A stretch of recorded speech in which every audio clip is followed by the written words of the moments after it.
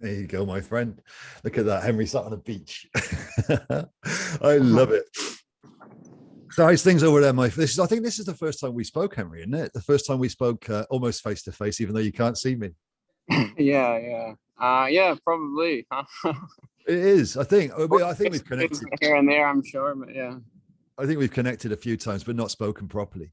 So where are we going with this, my friend, as we just spoken about? Where are we going? Where are we going? Well, we're going to the heaven on earth scenario for all, right? So as conscious awakened ones, divine beings, we can live in that frequency already, but we're here to share it so that everybody can enjoy it and live there, and then we enjoy it even more when everybody else is there. So it's that simple, isn't it? Right? It is that simple. It does work that way. And look at look. I mean, I'm a little bit jealous, my friend. I must admit this, even though I've got no skin in the game, of just how beautiful it looks where you are.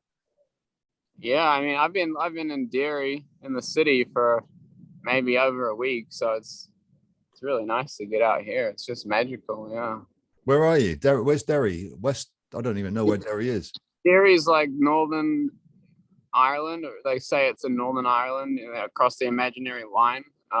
Yeah, West Coast, still Ireland, and or Aries Land, which is the original name, and but now I'm even further north, even though apparently they say it's not Northern Ireland, it's the real Ireland, or whatever different side of the imaginary line. Further north, I don't really know what it's called, to be honest. It's a funny Gaelic name, but it's basically probably the most northern eastern part of the country. Northeast, okay. No, sorry, northwest. Yeah, northwest. I've been down through the Southern Island and it was beautiful, but I've never been to Northern. I never felt that pull. But you just done all that though, didn't you? You just dropped down through. How far did you do the whole periphery of Ireland, or did you just? Yeah, so with Dean and Michael, we took a ferry from somewhere in Wales. I forget the name of it, like Fisherman's Village or something like that, and we took the boat to like the southeastern part of Ireland, a bit north of Cork, and then we drove basically around the whole southern part of Ireland and up along the west coast, but like going in and out and kind of like this to all the stone circles and doing the activations and receiving energy and giving energy and just getting beautiful upgrades to our bodies and the planet. And then once we ended up in Derry, we met divine brother Noel, and he's just been introducing me to many other divine beings around here. So after we went around back to the East Coast and down Dublin way, I came back up here, and they went back to the UK. And you're coming over to meet up with us, what, Saturday, isn't it? Saturday? On the 14th? Yeah. 15th. I'm not sure if I'm going to make it. We'll see how it all plays out. Okay, it's one of those, it's still up in the air a little bit. Yeah, I told Dean I'll let him know the night before at the latest. It doesn't matter. It was more impactful if we had to, or if one of us had to pick you up in Liverpool. But from what you're talking to, you're going to go up to Glasgow if you do.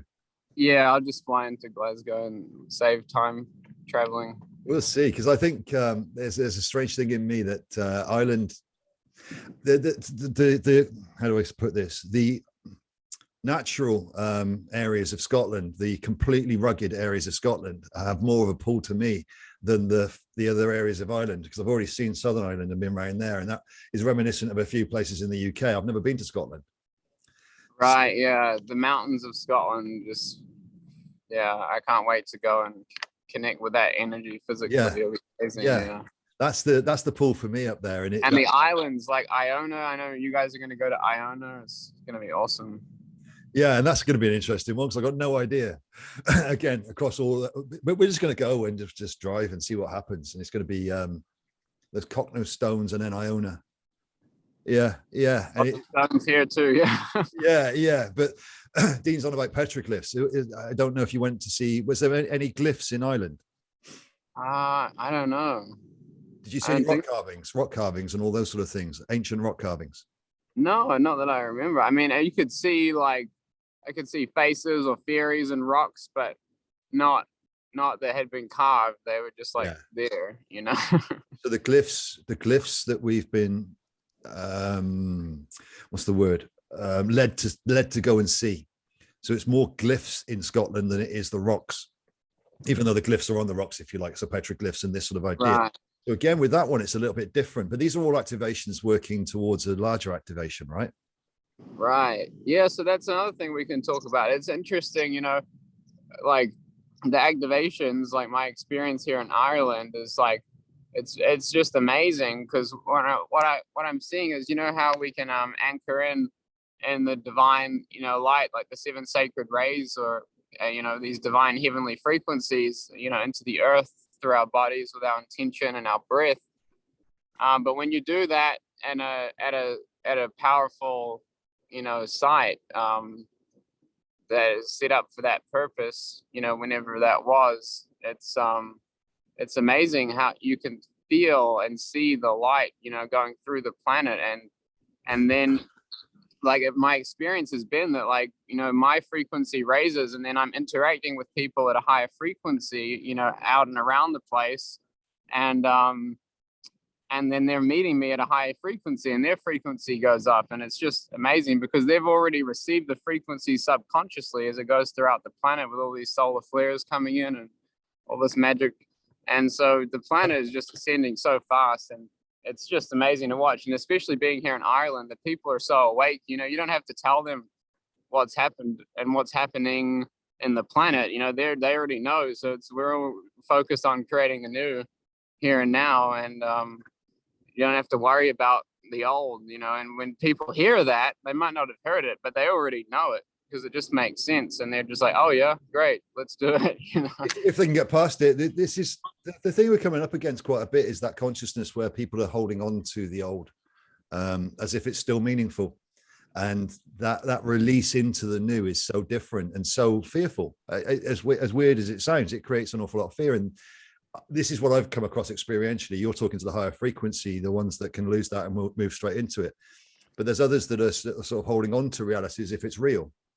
And that aspect of letting go of that and releasing that is still baggage, or a little bit of an anchor, or a denser energy that they just hold on to as if it's real. And as well as I do, that once you just cut that, you fly, you lift up. But you kind of like feel that if you do cut it, everything's going to go wrong, and nothing does. It just lets go. And the more you can release, the more easy it becomes. Yeah, it's beautiful. Yeah, and it's so different for everyone, like the different experiences that we each have to get to that point, and then like the different things that we've got to let go of, and but when it happens, it's the best feeling, and like for me, like I thought I got there a couple times, and then like something comes up. Oh no, we've lost you, Henry. We've lost you a little bit, brother.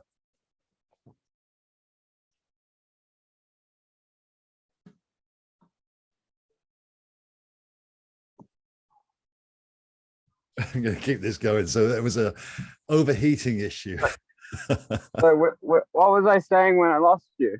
I don't know. Oh, different experiences. But what I was going to say was that, I think we're talking to different experiences. So everybody experiences things differently.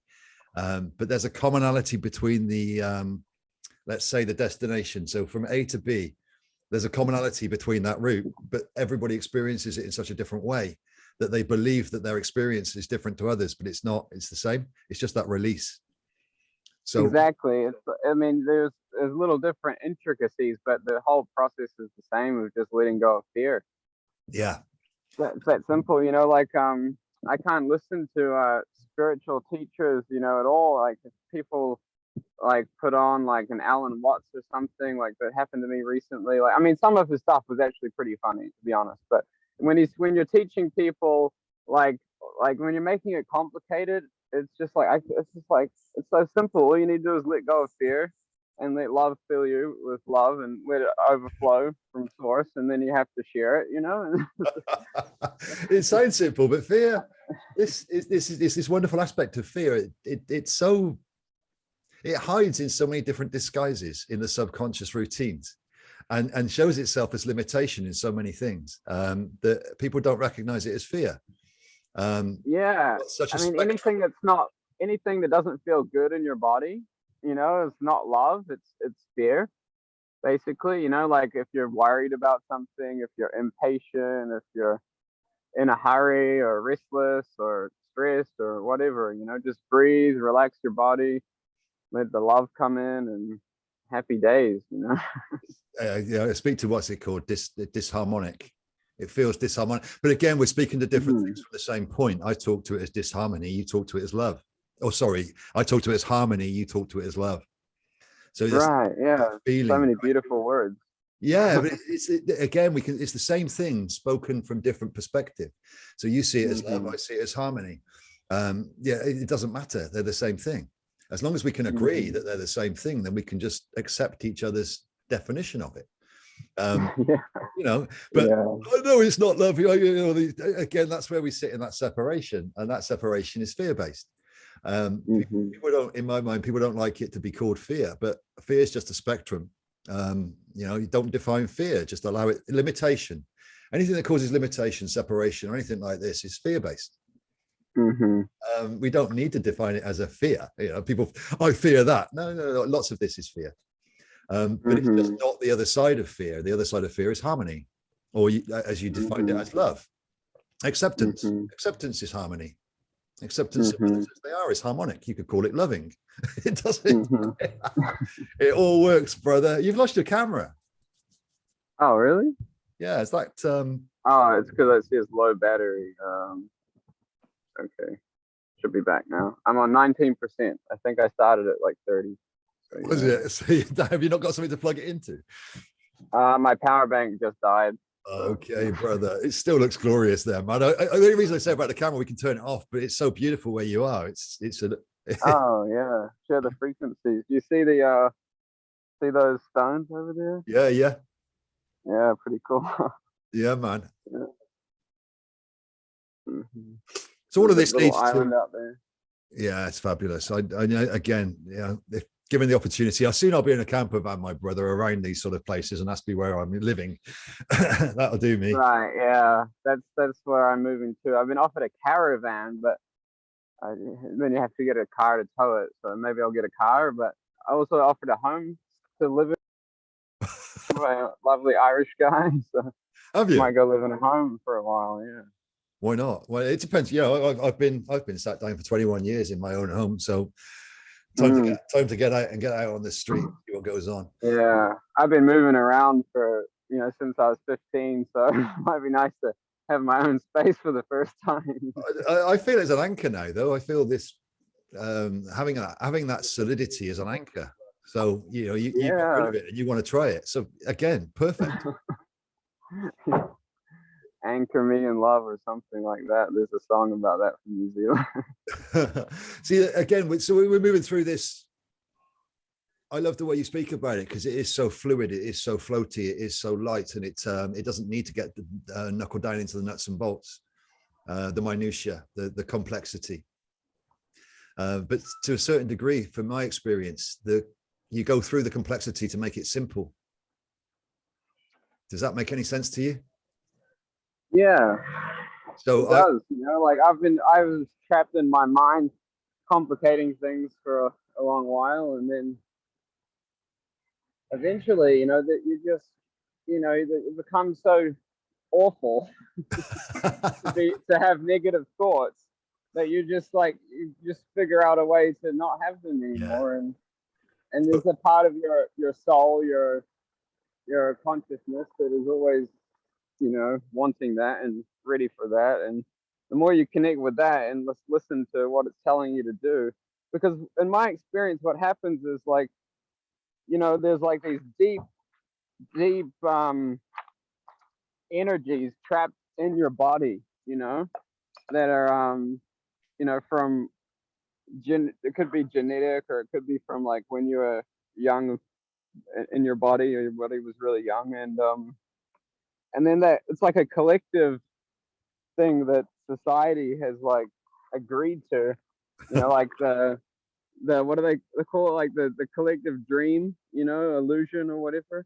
And then but once you like feel that that's in your body, and you're becoming conscious that it's not you, you can just, like I said, all you have to do is breathe and let the source light or the heavenly light, however you wish to envision it, just come into your body, and it can transmute the density instantly, you know. And for me, it still happens from time to time, like collective stuff around me. Like I feel like I've cleared my body for the most part, but there can be stuff coming in, like, you know, when the 5D lights coming in from above, like right now. and and then like you just like absorbing it, like my body's just getting higher. But then if I go to like somewhere where it's more dense, I can feel the density, and I start breathing, and it's like through my body I can clear a density around me. Like I might feel like my heart becomes sensitive to the density, and it's like it's not really coming into my body, but I can feel it, and it's not me. But by breathing and transmuting it consciously, you know, my body starts to feel even better again. So Perfectly said. pretty cool how it works. You're speaking experientially from yours, and I do it differently. I recognize it consciously. It's not so much I feel it, I just recognize it as negative.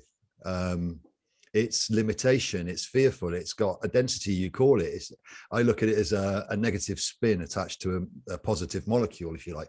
So I speak to these things completely differently, but it's the same. So where you're talking to density in the body, I say it's an emotional attachment to things. So a negative representation of what happened and experience is negatively represented in the body by your own consciousness. You remember it badly. You haven't let go of the experience. It's just an experience. It doesn't need to be good or bad. It just was. And that brings it to neutrality. So again, with the collective, the morphogenic field and the collective field is full of density, we call it, or negativity. It's just the consciousnesses, fearful consciousnesses saying this is bad and this is good, and putting all this in and all of these concepts into what doesn't need to be. It's just an experience. So you're on the beach there. Is it good or bad? Neither.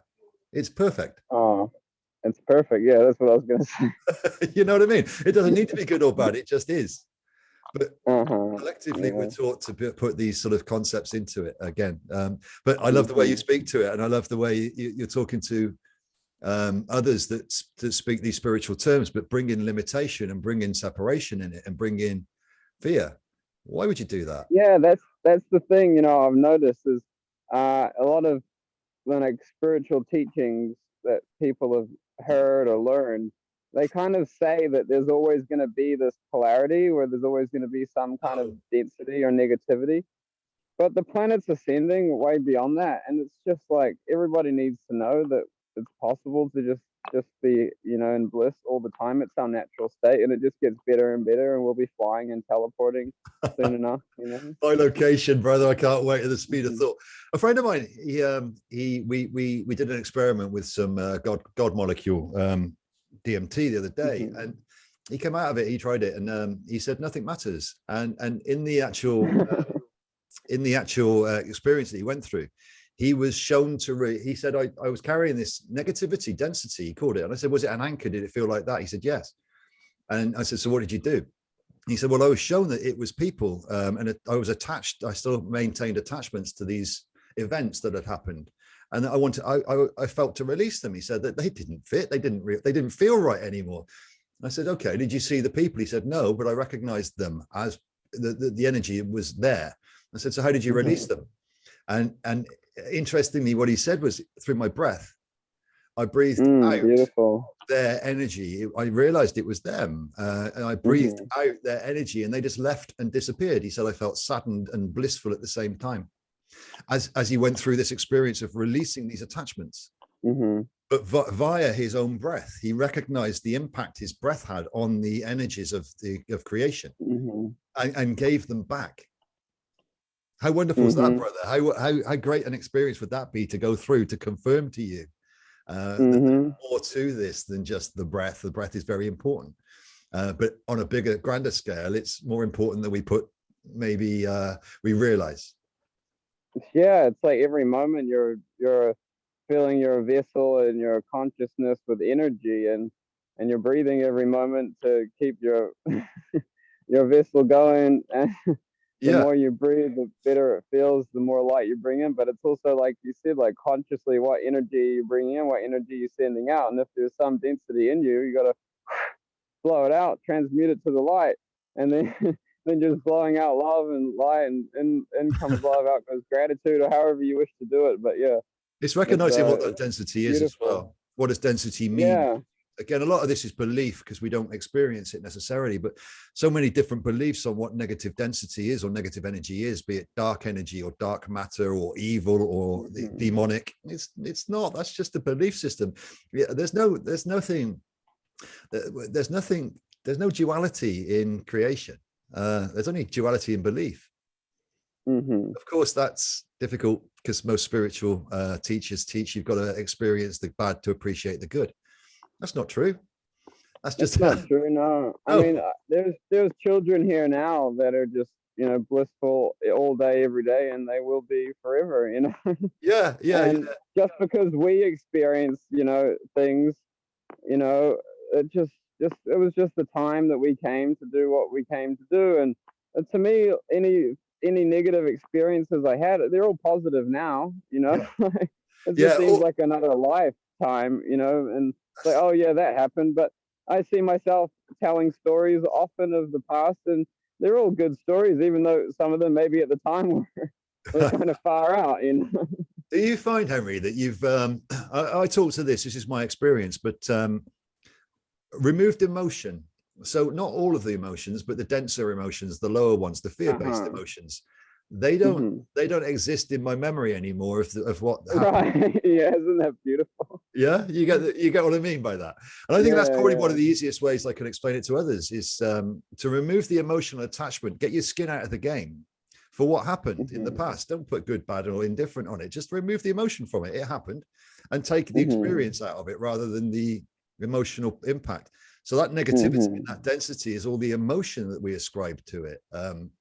When that's not there, you've just got the purer emotions, the higher emotions from acceptance up, which would be the love spectrum if you want. Then everything gets filtered a different way and everything gets experienced a different way. But people, you know, they take a spiritual path to realize this, and they get told that you've got to, I don't know, so many different ways of the same thing. But that negative, right, whatever works, whatever resonates with your heart, you know, your heart will just tell you what to do no matter what. Yeah, just got to breathe and listen to it, feel it. Recognized density is no more than your belief that it's there. Exactly. Everything's based on, you know, how we perceive things, and of course that perception can change with consciousness. You just perceive it differently. Yeah, and again, what you're talking to is recognize it through your heart and through breathing and through love. Right. I don't necessarily talk to it that way, but it means the same thing. Do you feel into your heart space though throughout the day? Probably determined differently the way you say it to the way I experience it myself. Do I try to go into my heart space? I don't know. I couldn't say that as a sort of practice, but I know I do, but I don't do it the way you do. Right. Does that make any sense? So I will breathe, and I will release, and I'll let go of the stories. Every now and then the stories come in, but the stories aren't mine anymore. I've already made friends with my stories. So they're not, they're external to me, so I can release them through breathing. And what you would say is going into your heart and just going inwards. I just talk to it differently. So maybe I look at it more logically, left brain, some people may say, and I break it down more so I can rationalize it more, or previously could, so that I could embody it better, if you like, or whatever these things. But that's just my journey and the way I chose to. Right? Others, it's fun to hear too, different ways of. So you do it through feeling. I do it. So many different. Yeah, it's endless. Everybody's unique, but but it's the same thing. Yeah, it's the same thing. So with you and Dean downstairs and at the moment, and a few others I've spoken to, you don't need the nuts and bolts. You just feel it. It's just there for you. I don't feel it. I recognize, I know it, but it's not through the same mechanisms, but it is the same mechanism in the grander picture. It's like, right, yeah. It's very difficult, very difficult. That's why it's like you can connect to just like a higher knowing, and it's just a slightly different process. Yeah. So mine's more through, see, the DMT experience that my friend went through. He explained to me, and the same with Dean, They explained to me all that I already know without me seeing it. They saw it. They saw it. They needed to see it. I don't need to see it. I already know it. And then Right. somebody asks you, how can you know it? And I'm like, I don't know, but I do. Right. Yeah. But it's the same as somebody that's experienced it. So that's that Mhm. internal knowing is undeniable, as opposed to the belief, which is external. So Right. most people get this belief that this is and that is, you know. So we've got a feminine around here lately that's talking to demonics and evil levels and all this negative density everywhere, and it's full of evil. And there's curses all ongoing, and that's not in my world, that's in yours. Mhm. That's your belief implanted over an overlay of what it actually is. So for me, it's completely harmonic and full of love, but for you, it's full of evil. Right. Right? Now, which one of us is right and wrong? There is no right and wrong. It's just your belief is that, and my belief is this. They're Right. both. Yeah, that's like yeah, it's like in Derry, people are telling me that the town's been through a lot of trauma and war and suicides and all this. But you know, when I'm there, I can just, I mean, there's a beautiful river and mountains and gardens, and you know, that's all it's transmuted just for you. magical. Yeah. It's not your experience, right? Mhm. My friend who did that trip the other day, when I asked him, I said to, because he's been speaking to this feminine about this evil stuff, and I said to him, so where you were, where was the evil? Where was the chaos? Where was the polarity or the duality? He said there wasn't any. Uh-huh. So where's the transition then? Where's the bit where there is, if it's not this fakery where we are here? And as you get out of this, there's purity and no duality. So Exactly. And brother, that's a beautiful transition to GPMS, because I don't know when my phone's going to die. And I just want to say that that's why we're doing this, is because I think I said at the start of the video, you know, we can live in heaven on earth now, and we are, but we're here to share it with all. And GPMS eliminates poverty and lack and stress and fear overnight, because we can create the money just like money is created out of nothing. Already, we just create the money and we distribute it abundantly to every man, woman, and child. And we have heaven on earth, and we have efficiency with beautiful technologies being released, free energy, and so whole planet working in harmony, sharing and giving and receiving and living and blissing and celebrating and hallelujah. And all those beautiful terms of harmonizing, unity, and all these singularities. And yes, harmonization, unity, those are beautiful words. See, again, with people, they feel that singular mindedness and common goal takes away their individuality. And of course, individuality is separation. You can still be individual whilst in a singularity. It's so different. Again, so many different concepts, but GPMS brings them all and unifies them all together simply. Yeah, and it's for everyone. It's been an interesting journey, though, my friend, trying to, as I say, I use this flippantly, selling humanity freedom has been fun. Yeah, it's quite bizarre the way it's played out so far, you know. But it's been a journey. Hey, people are just taking things as they need to take them, but at the same time, like I was saying, with the energetic work that we're doing and that's coming in from above, and all these beautiful, you know, things that are taking place in the skies and coming from the sun, and it's just becoming so undeniable that, you know, hey, it doesn't make sense to pay a fee to drive a car, you know, and does it make sense to pay for this and that and have to pay hundreds of dollars to get a passport to get on a plane to go across an imaginary border? You're like, you know, all of this stuff is just falling away because people are aware of that it's just bullshit. You know? Yeah, more and more get in there, right? And you still got those ones that are holding on to, well, if we don't, humanity is warring by nature. No, they're not. None of us is. No, I was talking to, you know, the Thailand representatives of GPMS the other day, and one of the questions was, will there be international legislation? And the answer was no. You go around to somebody's house, you don't need a rule book to know how to behave. And if somebody then can't behave, then you don't invite them around again. You know, it's very, very easy. A lot of these things become very, very, very simple once we go past the fear and the complexity the mind needs to bring in. Is GPMS going to be sustainable? Well, is the infinity of creation sustainable? You know, again, these concepts become mute in the bigger picture, right? When you the infinity of creation. You know, ask creation if it's sustainable. You know, but and we are creation, we are creators and co-creators here, so everything's our reality.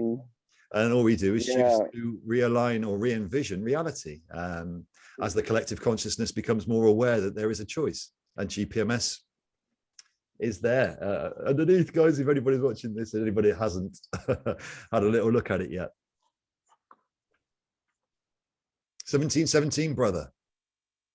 Oh, I still got 10%. Oh no, I got 1%, brother. Your phone's, you're gone.